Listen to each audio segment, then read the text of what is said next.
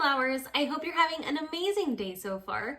Today's video is all about how I make yogurt in my Instapot. So if you want to see how I do that, then please stick around. There are a lot of recipes out there on how to make yogurt, whether you do it in an Instapot, slow cooker, dehydrator, or just stovetop. This is how I've been making it since I started making yogurt about, we were living in Mira Mesa, so about 3-4 years ago now. And that's the way I learned, and it's just the way I've been doing it, and it's just easy for me. So that's how I do it. So you're gonna need your Instapot. I'm making a gallon of yogurt. I haven't yet decided if I'll make it into Greek yogurt because I tend to not, because I get a little bit lazy and don't want to strain it. But definitely I will start out with a gallon of milk. And on the sealing ring, I have one that I use for savory foods that tend to have a lot more of a pungent odor, and that can tend to stick on the ring. So I have one for that, and then I have one for sweet, or just things that don't need any leftover lingering flavor or smell. So this is my one for sweet stuff or yogurts, things like that. So it's not just like talking frame or whatever. I'm gonna plug it in my Instapot and I'm going to pour in my milk. A couple of other things that are useful for this are a whisk, a thermometer. Doesn't have to be anything fancy. This is so old, it's ridiculous. It's the one I got in culinary school, and it's even cracked, and it'll be time to get a new one soon, but not just yet. So a thermometer, because we need to bring our milk up to 180 to 185. That's a good little measure there. So definitely a thermometer is key. And I like to keep a plate here next to me so that I'm not dripping milk and stuff everywhere. So I'm gonna set it on the saute button because, like I said, we need to get our milk up to temperature. And I'll be using organic whole milk. So from here, you can stick your thermometer already in to be completely aware of the temperature the entire time. I don't. I start putting the thermometer tongue twister there. I start the thermometer in there between 10 to 15 minutes in, just because out of experience, I know that I don't need to put it in before because it's just not going to be the temperature. And then don't just leave it and walk away. I've done that in burned milk. You don't need to super babysit it, but don't leave it there for 20 minutes and not come back, because the milk will burn and then it'll just give your yogurt and milk and just a terrible flavor and smell. So whisk every now and then. You don't want it to get too hot on the bottom. So that's what I will be doing, and then I'll bring you back once it's to temperature. So it's been about 15 minutes. I just stirred it because you never want to check temperature when it's just been sitting. You always want to stir before you check. So I have my thermometer set to 180, I believe. So we're gonna see where we're at. So we're still at about 128, 129. So we still have quite a bit to go. So I'm going to just, let it continue doing its thing and still stir it every now and then. Okay, so we're at 182. I'm gonna let it go just a little bit more. I wanna get it closer to 185.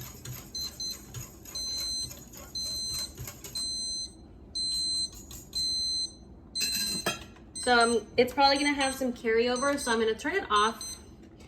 And this is where you have a few options. This isn't too hot. I have can you kind of see, a wire rack.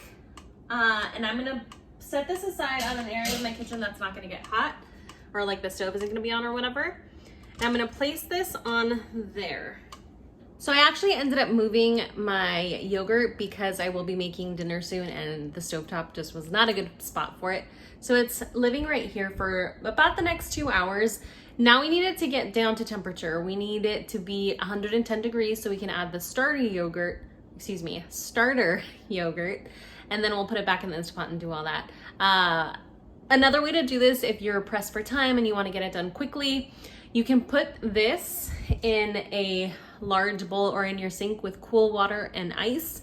That helps bring it down way, way faster. I've definitely done that. And they're both good ways to do it. It's just, if you have time to do it this way, do it this way. If not, do the ice bath. It really doesn't matter how you do it. Just if you are doing the ice bath, make sure that the bottom of your Instapot, like the outside, this part, is completely dry before you put it back into the the machine, I guess. So I will bring you back when we're at 110 and I'll show you the next steps for that. Oh, and definitely whisk it every now and then just to help move things along so that it also gets cooler faster. Okay, so my yogurt came to temperature and I whisked it and checked again and it's at 111. So I'm gonna let it sit for a little bit while I prep the starter amount of yogurt, and then we'll get this all whipped and ready. So for that part, I have some yogurt left over from the previous time, and you can also use store-bought yogurt. Just definitely get some organic whole milk yogurt that has the bacteria, the live bacteria in it, because that's what we want. It's great for gut health. And this was started with that many batches ago, excuse me, and then I just keep using it. So in a small dish or bowl, since I'm doing a gallon, I need 4 tablespoons of yogurt. So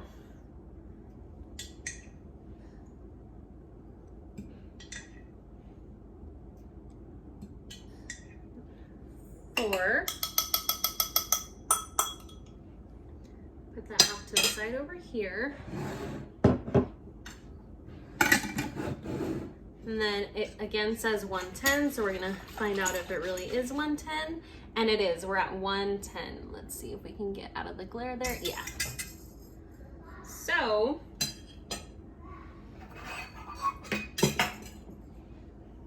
let's see how I can do this. I'm gonna move this just a little bit. We wanna temper the yogurt first. I'm gonna get a little bit over here and then just kind of whisk it again, just to temper it so it's not shocked by the warm milk. And then just whisk that really well. From here, we're gonna dump this into our pot.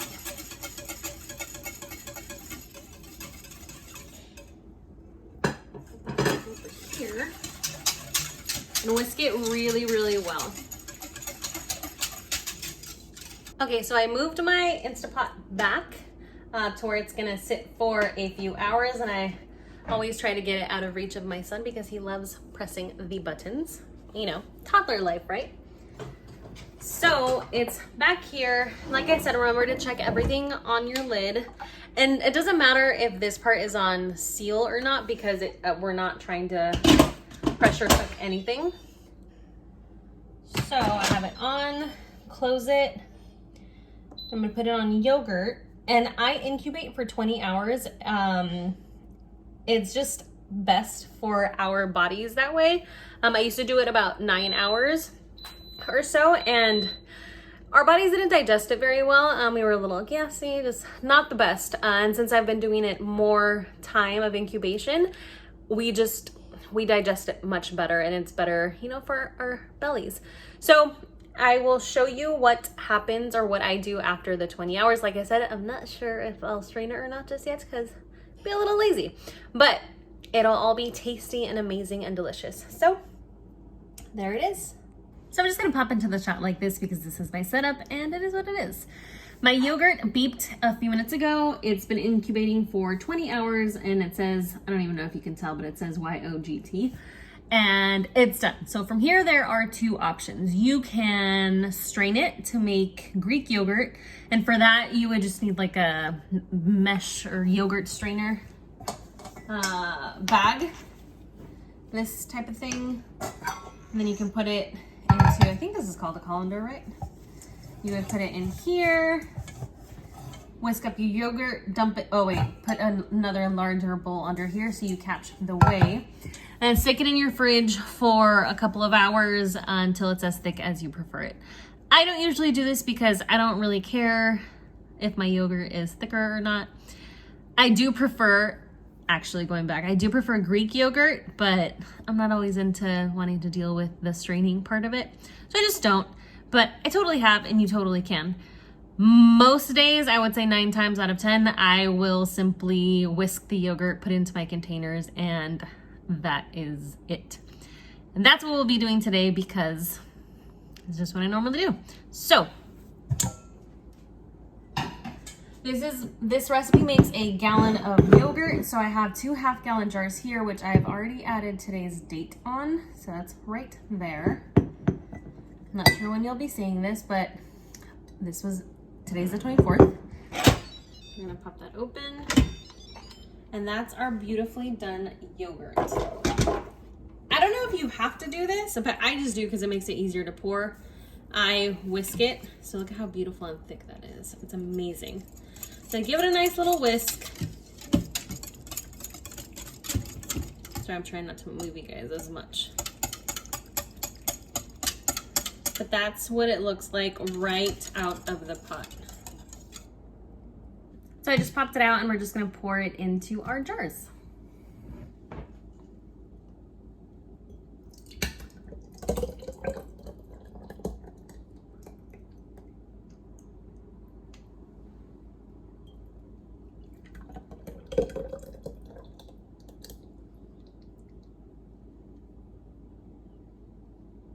So flowers, that's how I make yogurt in my Instant Pot. The yogurt lasts for about 2 to 3 weeks. It really wouldn't do well or be good after that. And we eat a lot of yogurt in this house, so that it usually never even goes past that. So here are my jars with my labeled yogurt. One of these jars lives in the normal fridge, the house fridge, and then the other one will go into the garage fridge, just to save space because we have a small fridge in here, a small space. So yeah, I hope you enjoyed this video. If you would like to see any more, please subscribe, and I'll see you in a new video soon. Flowers, have a beautiful day. Bye.